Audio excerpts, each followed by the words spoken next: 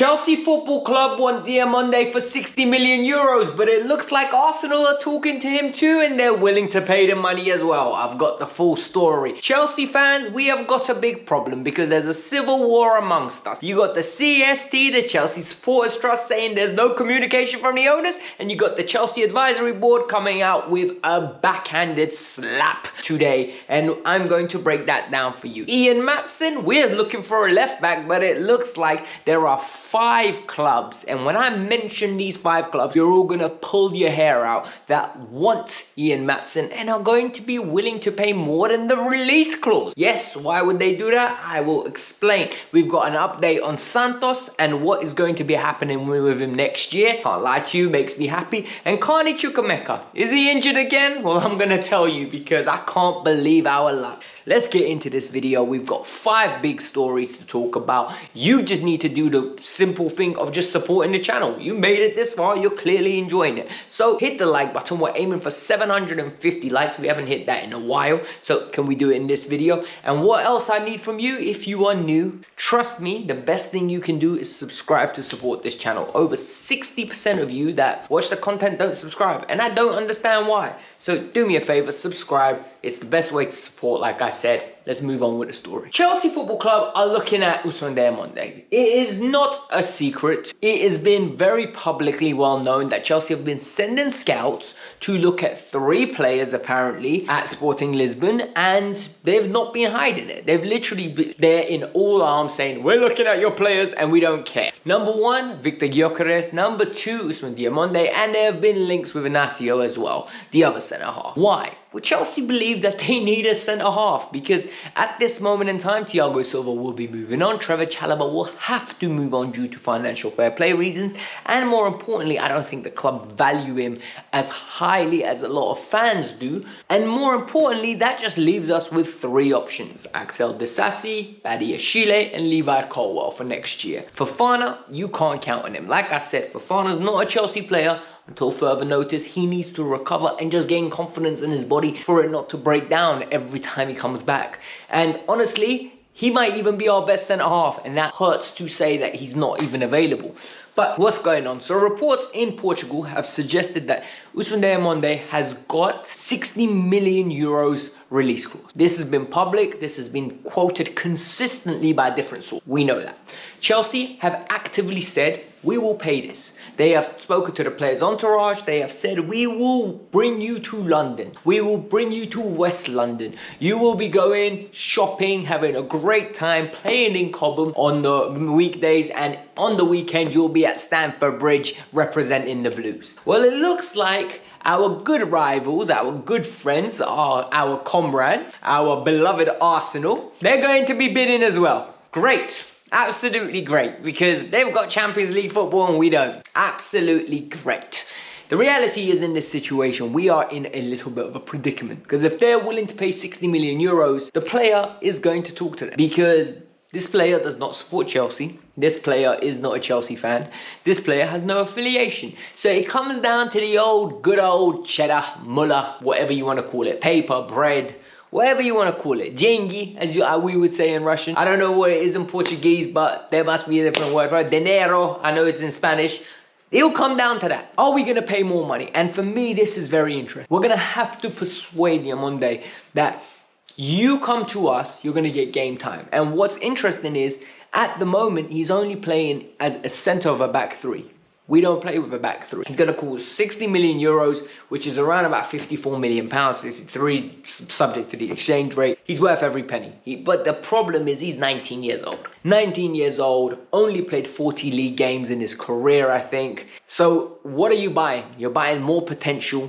And what are you going to do with that potential? You're going to put it near Levi Colwill, who's played under 100 games. You're going to put it next to Axel Disasi, who's not good enough, and I don't think he's ready to be the leader in a defense. Or you're going to put it next to Badiashile, who can't stay fit, but when he is fit, he's absolutely class. Or you're going to put him next to Fofana, where at this moment in time, he can't stay fit. We've got a problem. Personally, I think we need a little bit more experience. I would love Diomande to join because of the talent. I don't say no to talent because, as I always say, it's not the age, it's the quality. But I kind of want a little bit more experience just for know-how, just for the grip. But if he goes on to win a league title, he's already done more than most of the young players we've bought. So now, let's move on to the next story. The civil war within the Chelsea fan base is almost Avengers-esque, alright? You got Iron Man on one side, you got Captain America on the other side, and they're battling. They're beefing left, right, and center. They're calling up the entourage. They're getting ready to battle in the ice camps, wherever it was in Siberia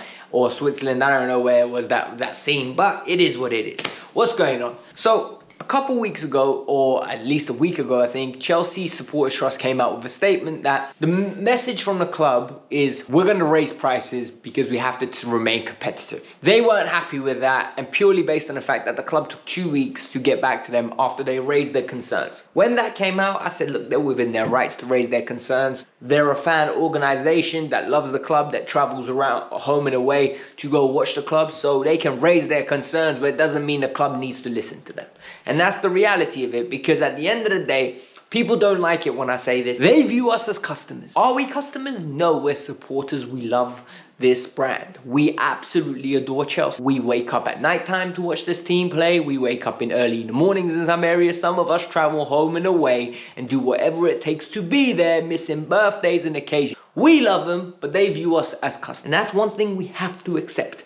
Because you can come argue with them, you can shout at them, you say, we are not customers. They view us as customers. You can't change the way they view us. That's the way it is.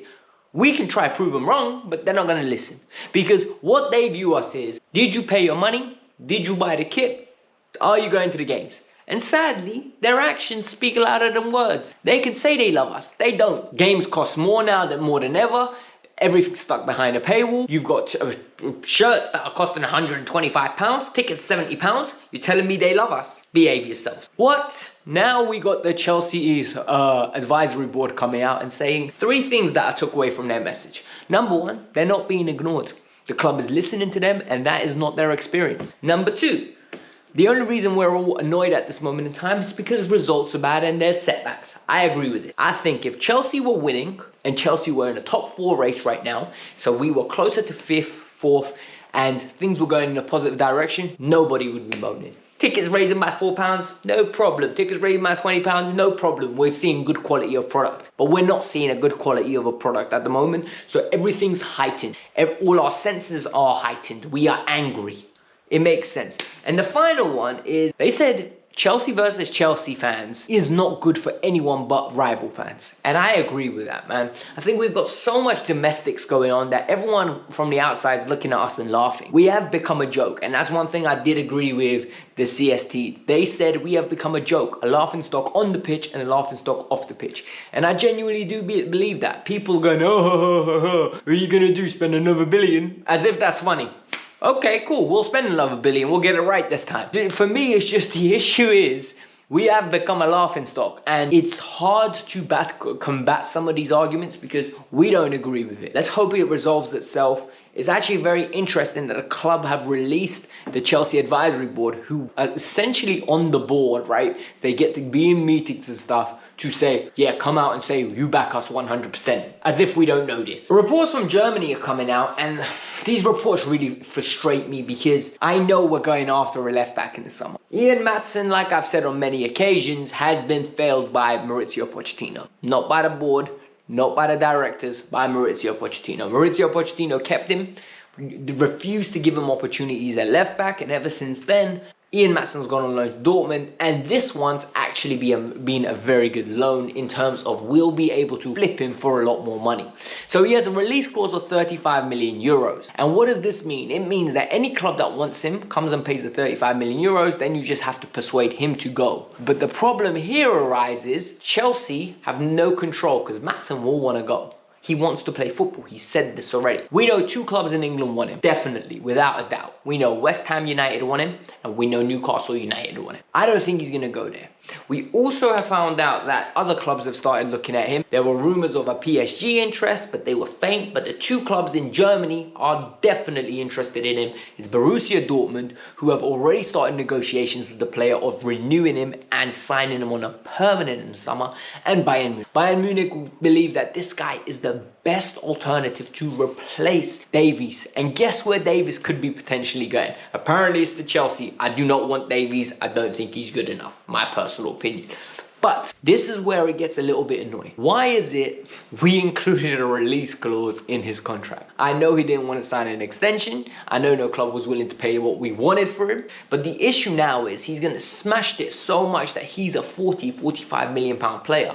And we won't be able to generate that money unless he refuses to go and helps us to do it. But he ain't gonna do that, because the reality is his agent's gonna say, hold on, that extra money that you're saving, the 10-15, we want that as a bonus fee. We want that as a signing on fee, 2 million for goodwill. Hold, that's what the club will do. And that will be his prerogative. He's allowed to do that. And it's frustrating because this could be the solution to our left back issues. It's not going to be. This could be a big asset to sell and reduce the FFP or PSR issues. We can't do that because it's just going to be capped at 35 million. And that is annoying. Speaking about some good news, and this is regarding Andrey Santos. A lot of you know I'm very high on this player. I think this player, arguably for me, could be as good as Romeo Lavia, Moses Caicedo and Enzo Fernandez in 18 to 24 months. Because what I said now sounds wild to all of you. You're all going to say, oh Alex, you're overrating him, he's not that good. 24 months ago, none of you knew about Enzo Fernandez, Moises Caicedo or Romeo Lavia. The only people that knew about these people that were scouting them and watching youth games in Argentina, in Ecuador or Manchester City youth games. That's a fact. And even then, you never knew how good these players were. Andrey Santos has gone on loan to Strasbourg, and I did not like that loan in the sense that I thought when he was going to go there, it's going to take him a couple of weeks to break into the squad. He's going to break into the squad. He's going to have 10 games left, and he's going to come back to Chelsea. Well, surprise, surprise, that exact same ritual happened. He had one appearance, was missing from the game for squad for 2 games, hardly played at all. I think he got bench minutes here and there. Then last game he started and was absolutely fantastic. And apparently Vieira really loves his influence around the dressing room. He loves the way he's holding himself, and he thinks he's a good player. And I told you, look, you give him the minutes in Ligue 1, he will develop. And apparently Strasbourg are going to extend his loan. And for me, this is the best thing, purely based on the fact I need them to stay up firstly. Secondly, all these young players they've invested in, they're going to get better. There's going to be more experience. They're going to express themselves. There's going to be a more stable environment. And hopefully they're higher up. And what we need next year is Angelo and Santos and hopefully David Washington to all break into that team next year and smash it. Absolutely smash it to the point where this team is competing for Conference League spots, where this team is competing for Europa League spots. Because what that does is it shows us that these players are of a certain level in Ligue 1.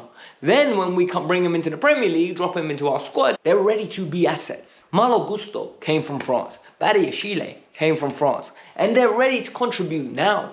The French League is a great preparatory league for the Premier League. When they do well in France, they tend to do well in the Premier League. There's no better conversion rate from any other league in the world. The Italian League, not a good way. German League, not as great as the French League. Spanish League, always risky. Eredivisie, don't get me started. The French League physically is imposing. It gives it's almost as good as the Portuguese League. That's the other league that does very well. It preps players really well for the Premier League. I don't know why, but those players are usually fit, physically active, tactically well drilled, and more importantly retain a huge number of instructions really well. They play different systems. It's a very good preparation for the Premier League. So I hope Santos is there next year. I hope he smashes it, and I'm looking forward to seeing him back. A quick roundup on Carney Chukwuemeka. So Carney has come back, and guys, I'm really high on Carney. A lot of you are gonna say, Alex, you're really high on a lot of Chelsea players, because we've got a good squad, man. It's really annoying that a lot of our players that I like can't stay fit. I genuinely believe if Carney was fit the whole year, if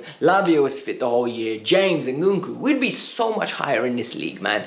Because Carney's got, in my opinion, the ability to be one of are game changers. And people say, Alex, you're being too extravagant here. Trust me on this one. Carney's ability to pick up the ball in half spaces, his ability to play the 8 and the 10 is unbelievable. He will be the link between the attack and the midfield, as Enzo is from the attacking midfielder to the defense.